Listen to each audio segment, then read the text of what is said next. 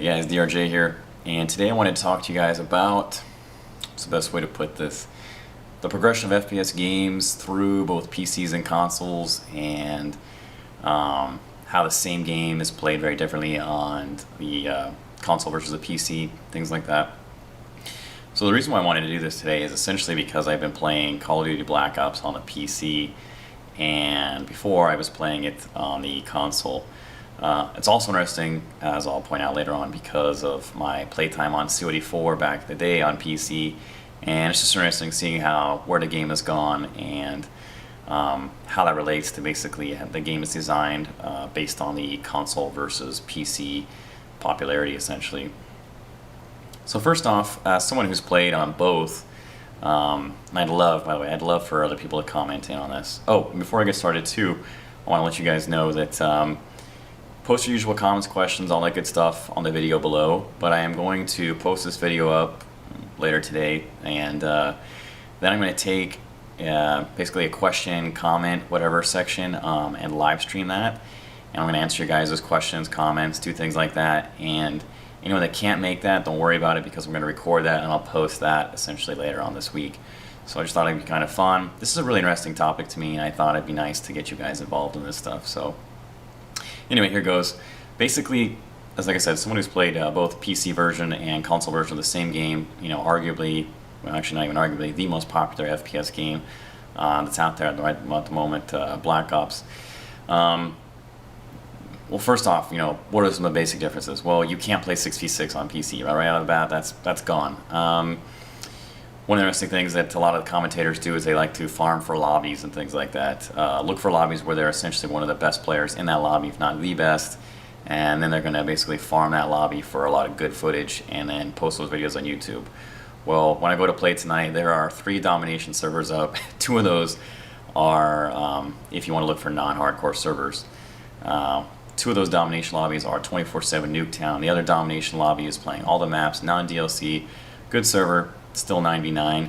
Unfortunately, I seem to get my teeth kicked in on that server more times than not. Not myself, but my team loses. I'd say I win about 1 every 5 rounds, and it's really, really tough to get great footage when your team is being beat by like scores of like 50 to 200, 75 to 200. Chances of you, doing extremely well, not good.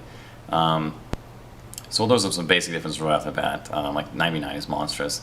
But number 2, some of the other big things that you come across are just, it seems like players throw an exponential, larger amount of things like stuns and flashes and grenades. I don't know why people on PC seem to chuck them a lot more. Maybe it's easier to do with a keyboard or something, but there seem to be a lot more coming at you. Even running TacMask Pro, they're still annoying, and it's just, half the time I feel like I'm in like some sort of frame show because I'm just getting hit with like conch grenade after conch grenade after conch grenade, and despite running Flak Jacket Pro, I'm like repeatedly being grenaded to death and slowed by the conchs even for half a second. It's just really crazy, and a lot of that is definitely compounded by the fact that you're playing 9v9. But one of the things that's interesting to me that I'm starting to pick up on as time goes on is that even though I pointed out to you guys in a game clip earlier this week that strong hipfire can be, that it seems like, especially given the progression of COD4 to COD Black Ops, that the ADS style the game is essentially being designed around the style of ADS. Part of this is due to map design, but I think a large part of it is just due to, a large different fundamental game mechanics, like I said, map design, gunplay, and then what I can only assume is taking into account basically consoles being the larger market by, several orders of magnitude. I'm definitely resistant to wanting to ADS, especially as much as I think it's necessary to do in COD, because when you're ADSing that much, it seems like you lose the point of ADSing. In my experience, ADSing was something that you did, more or less only to take down somebody at range or somebody who's moving and you're trying to make a difficult shot, things like that. And on console, you're basically ADSing all the time. What I'm starting to find on PC is that you're ADSing all the time as well, and you're really successful. You can actually throw out Steady Aim Pro, because on PC, your mouse look doesn't slow down when you're ADSing, and you can take any assault rifle and be absolutely deadly brutal with it, up close and personal, as long as you're ADSing with it. Your movement slows down when you ADS, but your mouse look doesn't. So it's really strange, and I'm wondering if that was some of the thought behind the emphasis on the ADS there, which is essentially the console market is so much larger. Basically, after midnight, my time, Pacific Standard, there's really only a couple thousand players, anywhere from 3,000 to 5,000 players playing PC, at least according to Steam. And I know well, actually there aren't more players. The only servers up are through Steam, so that is the only players playing. And on console, there's like 300,000 to 500,000. It's disgusting. It's a huge difference.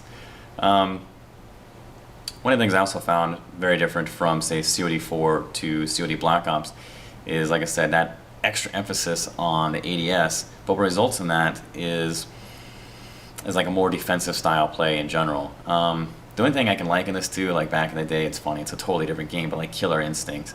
It was this old school arcade fighting game, and the first game came out, and it was a lot of fun, but it heavily rewarded the defensive player. Basically, anybody who wanted to counterattack tended to win, and the player who was aggressive and opened up first was typically punished because it was just too easy to defend and counterattack and smash their face in. For the second game, they specifically, addressed that point. They saw it from the first game, they changed it, they started rewarding the aggressor. And I think what I've started to see is the opposite happening in the first-person shooter titles.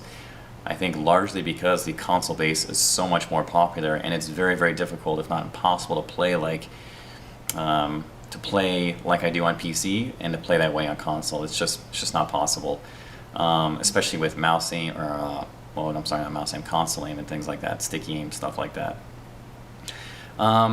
Also, another interesting point is that I think right now consoles are accidentally getting a lot of things right as far as shooters go, and essentially map design and map size. Very frustrating that you can't play 6v6 on PC, but they give players the option. I mean, they cap the maximum, they don't cap the minimum, so you can play 6v6, but nobody wants to, which is really interesting because 6v6 is the most popular on console, but you have the ability to play 9v9. But in the future, when the next generation of consoles come out and larger map sizes and bigger players or more larger amounts of players and things like that start to becoming more common, I'm wondering what's going to happen as far as the popularity of first-person shooters go, because I think one of the reasons why they're dying out on PCs right now is because there's a lot of factors that are just skill mitigating and skill equalizers. In addition to all the crap that you get from COD in general, the radar, the guns that kill fast, the killing, or the killing streaks, and the horrendous map design with all those different areas to be shot at. You also get large player sizes, and that's something that console doesn't have to contend with. But I think as time goes on and the hardware improves on consoles, which will happen here in the next year or two, I think consoles are going to start facing that for the first time, which will be really interesting.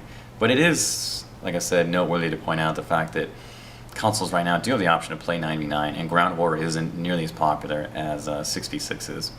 And on PC you have the option to play 6v6, but people want to play with more and more players, even though there's no way to tell who's good and who's bad. Let's see. I think that's the big crux of my argument. What's going to happen in the future, and these are the differences that are going right now between the PCs and the consoles. In my opinion, when Battlefield 3 comes out, I think that's going to be a huge sort of make or break point for PC gaming in general. If it flops, and I think there's a decent chance that it will, due to the variety of different similarities between things like Bad Company 2, that really was not a popular game, especially on PCs. The spotting system, the large player sizes. We'll see what happens with that. But I think if that flops, I think that just might spell basically the end of it for PC gaming as we know it. I think if it weren't for things like World of Warcraft and Diablo 3 coming out, I don't know why anybody would be playing on PCs at the moment. Me personally, I think if Battlefield 3 is a total shit show, I know that I will probably be picking up just about any and every game on console from now on, because there are just too many frustrations, too many annoyances. Doesn't matter how good I am with the mouse and the keyboard, how fast I can turn and kill somebody. If there's only one domination server up and that server ends and basically closes out and people stop playing at 1, 2 in the morning, it doesn't matter how good you are with the mouse and keyboard if there isn't anybody to play with. I'm laughing, but I want to cry.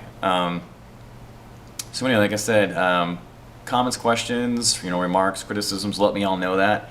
But keep in mind, the next day or two, I want to get your guys' feedback on the live stream, and I'll record that and upload that later. Let me know what you think.